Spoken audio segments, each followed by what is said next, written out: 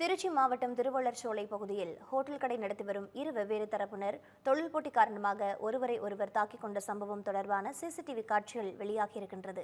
இது தொடர்பான கூடுதல் விவரங்களோடு இணைப்பில் இருக்கிறார் நமது செய்தியாளர் தீபன். அவரிடம் விவரங்களை கேட்டு பெறலாம். தீபன், தற்பொழுது இந்த மோதலுக்கான காரணம் என்னவாக சொல்லப்படுகின்றது? மேலும் இது தொடர்பாக நடவடிக்கைகள் ஏதேனும் எடுக்கப்பட்டிருக்கிறதா? என்ன நிலவரம்? திருச்சி மாவட்டம் கல்லணை பகுதி செல்லக்கூடிய அந்த பகுதியில் இருக்கக்கூடிய திருவள்ளர்சோலை பகுதியில் சிவகண்ணன் என்பவர் ஹோட்டல் நடத்தி வருகிறார். அதே பகுதியில் மதன் என்பவர் டீ கடை நடத்தி வருகிறார். இருவருக்குமே கடந்த சில ஆண்டுகளாக அந்த தொழில் போட்டி இருந்தது. இதனால் இரு தரப்பினருமே அவ்வப்போது வாய் தகராறு மற்றும் கைகலப்பில் ஈடுபட்டு வந்தனர். இந்த நிலையில் நேற்று முன்தினம் இருவருக்கும் வாய் தகராறு ஏற்பட்டது. அந்த வாய் தகரால் முற்றி போய் மீண்டும் கைகலப்பு ஏற்பட்டது. இந்த நிலையில் சிவகண்ணன் மனைவி மற்றும் மகன் ஆகிய ஐவரும் ஒன்றிணைந்து மதன் மீது தாக்குதல் நடத்தினர்.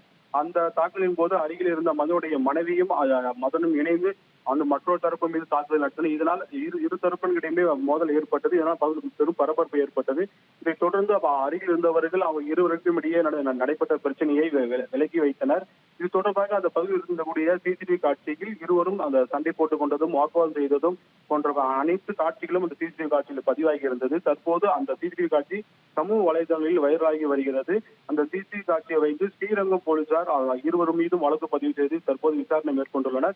முதல் கட்டமாக சிவகண்ணன் என்பவரை கைது செய்து அவர் மீது அடுத்த கட்ட விசாரணை மேற்கொள்ளப்பட்டது. அதே போன்று மதன் மற்றும் அவருடைய மனைவி மீதும் வழக்கு பதிவு செய்யப்பட்டுள்ளது.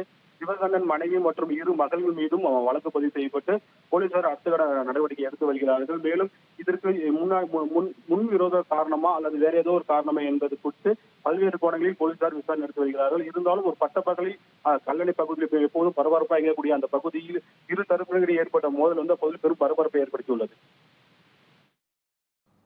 விவரங்களுக்கு நன்றி தீபன். மக்களே, thank you for overwhelming response.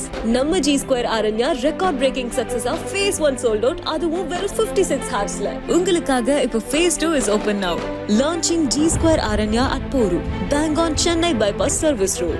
Villa plots ranging from 800 to 3800 square feet. Price on request only. To know more details, call 89399 89393.